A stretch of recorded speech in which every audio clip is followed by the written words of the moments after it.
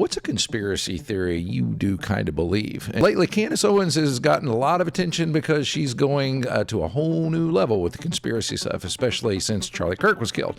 Now, recently, Christian apologist Frank Turek, who was at the scene and tried to save Charlie's life, was asked about this, and his answer is worth hearing, not just for Candace, but for all of us who learn, so we can learn how to be better thinkers. Now, I'm joined here by my One Life Network esteemed colleagues to talk about conspiracy theories and how it relates to the Christian faith. Because you listen to people like Candace Owens, like right now with her conspiracy theories and stuff, and like, I don't know, man, I'm getting more and more thinking the best thing that could happen to humanity is the internet could go down. Yeah, as soon as we lose Wi-Fi, we're all upset, but that might be the best thing that happens to us. By the way, I haven't followed a lot of what Candace Owens has done, but I will say what I have seen, there's a difference between a possibility and evidence for a possibility. You can speculate on anything you want. But unless you have evidence, shut up. So the reason I wanted to play this was because I have seen this in my life. I think everybody, we'll ask you guys a little bit later if you actually have a conspiracy theory that you do favor, and would love to hear that. But on the other hand, I've also been very close to in my life people who have conspiracy theories around things, and that's growing and increasing. And Candace has an audience, and there's more and more. I think Tucker Carlson's getting kind of into that whole thing. And when it comes to evidence and what he just said, there's one thing about something that's possible versus something that's probable, or something that actually has evidence. How do you make that distinction between what is solid evidence and one of those things that just, it's actually possible but probably not likely? Yeah, I think the way I describe evidence in that way, that people come up with all of these really specific academic definitions, but for me it's, does it have something that counts in favor of the thing you're saying? So, if we have a crime scene and we have the killer's prints, the presumed killer's prints on a knife, okay, well, that's something that counts in favor of the theory that this guy's the killer, So, but that can come in all forms. So let's say that the idea was that a UFO landed on Bosse Field, a famous baseball field here in Evansville. Then, and say one guy came into my office and said, "Man, did you know that a spacecraft came down and 500 people got out, saw the whole thing, and these aliens got out and everything?" Well, now I've got some reason to believe that's true, but it's not really much. And I do know people are kind of wild like that, say crazy things. I don't have any evidence of aliens. But then I have 10 more people come and tell me the same thing. Then I have 100 more people come and tell me the same thing. I'm getting more and more reasons to think this is true, so more and more evidence. But some would want to narrow that to something that counts in favor of this theory, but no other theory. It doesn't count in favor of any other theory. And what I'm aware of that Candace has been presenting is stuff that, like, okay, maybe this is a reason to believe something you're saying, but it's not, it doesn't seem strong, and that evidence seems like it could go to a number of different conclusions. Right. Chris? Well, yeah, because I think sometimes if you start with the end in mind of, like, everybody's out to get us, then you have, like, the evidence points in that direction. So you're like, okay, so she's looking for these little threads, and I haven't looked at all her stuff, but I know she said some things you're like, it's a little bit odd, but yeah. So how do I weigh that? Because I kind of look at, okay, what's the end goal of this? Like, okay, so if Charlie Kirk's thing was a whole cover up and conspiracy, do I know, like, what is the end game? Like, what is the president gain by covering it up? What is, was it Netanyahu? Like, all these people, they're like, oh, okay, they're all in on it. And like, and Frank Turek's in on it. I mean, he gave the signals before the shot. And so there was all these things because somebody came out and made a video saying, hey, that's his good friend. Like, people were asking, like, okay, who is the guy that's signaling? And so somebody came out and was like, no, that is Frank Turek. That's his good friend. Like, he rode with him in the car. He wasn't signaling to the shooter to shoot him. And so I have a friend that works for the FBI, and I asked him about some of these things because the stuff around Charlie Kirk was kind of crazy. And I'm like,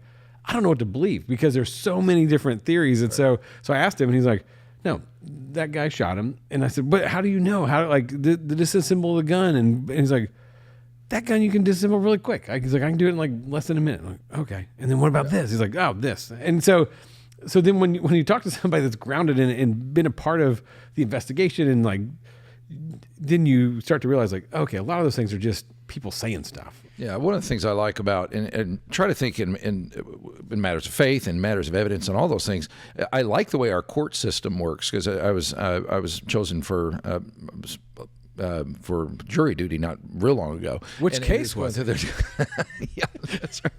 Actually, I didn't get the final pick. I didn't, but it was a murder case and everything. But the push that the lawyers made, that they kept quizzing people down on how they processed evidence. I mean, and I like the fact that it was very stringent. I mean, you can't just kind of say, "Oh, that sounds good. I feel like that person's telling the truth." You can't say things like that. It has to stand up under scrutiny. There's a lot of different qualifications you have to give to it. Now, I want to watch Candace again because this is where you see an example of how she takes something that's happening that may look odd and kind of throws suspicion on top of it. Watch this. Mikey, in less than a second, does something that I find to be quite strange. He puts his phone to his ear and he begins a conversation. Mikey didn't have time to dial, okay? You can't dial and put your phone to an ear in 0.834 seconds. The next time that you're going to see Mikey McCoy, as we just showed you, is in just under 2.5 seconds on the other side of the tent. So when this clip was brought,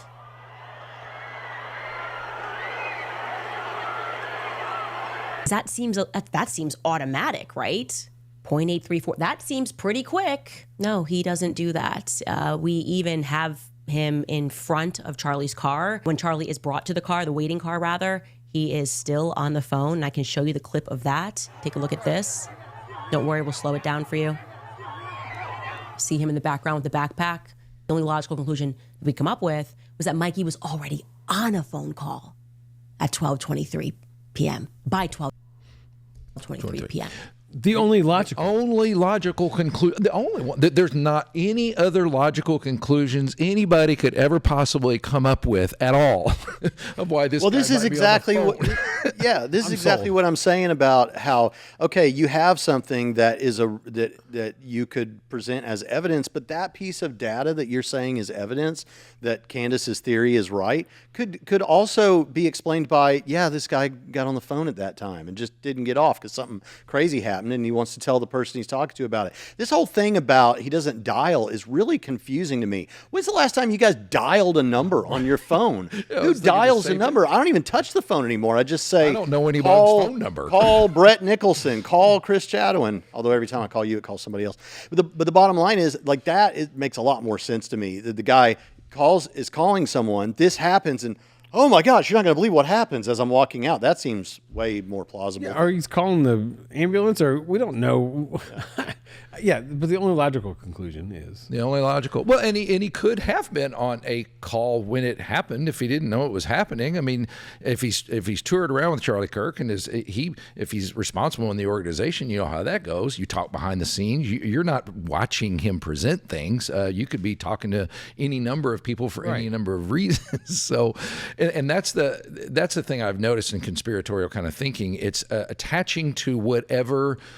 I find this really strange kind of thing. And you can do that in any kind of situation. Like the famous is the John F. Kennedy assassination, the most witnessed crime in the history of the world. No one can decide what happened, but people fixate on little things that happen, say, and that wouldn't have happened if, or so-and-so wouldn't have acted this way, and then it kind of springboards from there. So in his book, Live No Lies by John Mark Comer, he talks about, he said that one we have one camera angle, right? We have one camera that gives us that picture, and we're like, oh, if we had more angles and this, and he said, take 9/11. He said, we have tons of shots of these things, and there's still conspiracy theories about all that, like that are still going on, that it's set up and Bush was behind it and all these things. Like, but we have more evidence, we have more cameras, and then the same with Charlie Kirk there. We have all these different camera angles. Like, well, where's the shooter? Why can't we see him? And who's this old guy that comes out of nowhere? It's like, I did it. And then you're like, and so and that guy was at 9/11. That stuff really? Is kind of weird. Yeah, that one is weird. And I wouldn't even go so far as to say 9/11's not weird or JFK's not weird. Yeah. We all see things, but there is this kind of launch point from which, and I like what you said about the end game thing. Okay, what's the end game here? Maybe the government with JFK, but someone close to me believes, in the flat Earth thing. And what I didn't recognize, because everybody asks the same thing when it's presented, is, okay, what's the end game? I mean, why would anybody claim that? Why would they fake globe pictures. Yeah. And there's a whole answer to that that we won't get into unless you really want to press me on it. But there is a rationale behind that. But that's the simplest question. Right? Also, one of the most obvious things for me that shoots down most conspiracies is if hundreds of people have to know about this and keep it quiet and no one can tell anything or be a whistleblower. I just don't believe that. Human nature doesn't. Not even remotely. From that. Yeah, that's true. So Turek's going to come back and make another point here. He apparently didn't act the right way, according to Candace Owens. He didn't act normal. Newsflash, there is no normal when you're in shock.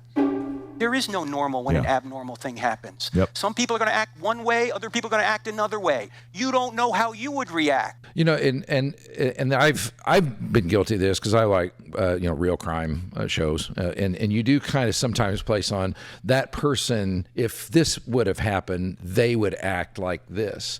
But in real life, as pastor, if you've ever grieved, you've been around people who grieve. Do they laugh? Yeah, they absolutely do. But the next 5 minutes later, they'll be weeping where they can barely control themselves. And they go back and forth. That's a very, very, very common thing. But when you start tagging people off base, like I think Candace Owens has been accused Erica, Charlie Kirk's wife, of not acting right.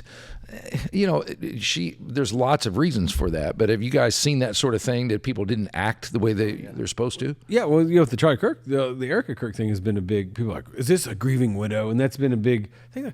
You don't know what she's doing behind the scenes. I mean, she can go home and weep every night. Like, you don't know how that is. And people process grief in a different way. And so, to say you're not acting right, like, how are they supposed to act? And you can't begin with, well, everybody grieves differently, and then say, but the way she's grieving right now is off the table. Plus, one thing that I've told several people is, look, in Christianity, for genuine Christians, if your spouse had this mission that you both understood to be not just a career, not just a job, not a political movement, but a ministry, a mission from God, whether you think that's true or not as a critic online, the truth is that the spouse might think the way to honor this is to get serious, try to carry this thing forward and honor him that way, because that's what he wants. Yeah, and I think it's very, very reasonable to say that that's what's going on with her. They met because of the mission. She's carrying on the mission. The whole world is watching, and they don't want it to die. There's employees. There's people that they love. It's not just people that work for them. They're all gathered around. What do we do? Well, let's try to strive forward. And I guarantee you, behind the scenes, they're weeping and grieving and hurting and doing all the things. But so that's the thing that bothers me about conspiracy theories, is that a lot of times when people grab hold of one, there's no alternatives at all. Like she said it a while ago, there's no other logical explanation. Well, I could list 100 in a couple minminutes. We could all sit down and say, they're illogical. Come on. That's right. Well, so with Erica Kirk saying, like, the grieving widow thing, like, there's all this other stuff about her too, like where was she before, and how does and same with Charlie Kirk. Like, where were these conspiracy theories beforehand? There might have been out there, but I never heard any of them. And now it's like, oh, he was part of this Russian mob thing. You're like, wait, what? And there's all these conspiracy theories now. You're like, but those weren't there before. And so why now versus, and that's where it's like, okay, if there'd been a history of weird things with him, then I could be like, oh, okay, maybe there is something behind this. But yeah, what you're saying is these criticisms seem ad hoc. It seems like they were made up in the moment, not because there was a long-standing thought that this was the case or something. I just saw a scary movie because it's been Halloween lately, and I saw it was a ghost story, and there was this moment that just totally blew away the fourth wall for me, because this girl in the story is like, oh, I bet when he died, his spirit was free to go to this place, and then he's drawing energy from the dead children that he killed, and and it's like, you got all that from he died? Like, you got all of that from that? And that's what I see here. It's like, here's a couple little things got on a phone. It's, oh, well, then it means this, and this, No, and that's the only logical explanation. He's on a phone in 2025. Who could ever even imagine such a thing as someone who gets killed? So I think the moral of the story in all of this is, I think Frank Turek was trying to get across, is like, if you don't have any evidence, shut up, because just because something can happen doesn't mean it did. And evidence has to point to reality. And that's one of the things I love about the resurrection of Jesus, is that I think you can do that. And there's conspiracy theories around that. But when you really look hard at the evidence itself, historically and otherwise, it's one of those things that can stand up to scrutiny. So we actually did touch on what conspiracy theories we do believe, and if you want to check that out and hear what that was, you can check that out on our Patreon. It'll be a good time. And it's free. Patreon's free. Free. Oh, it is. Okay, I didn't know that. Yeah. Which one do you kind of lean towards? Birds aren't real.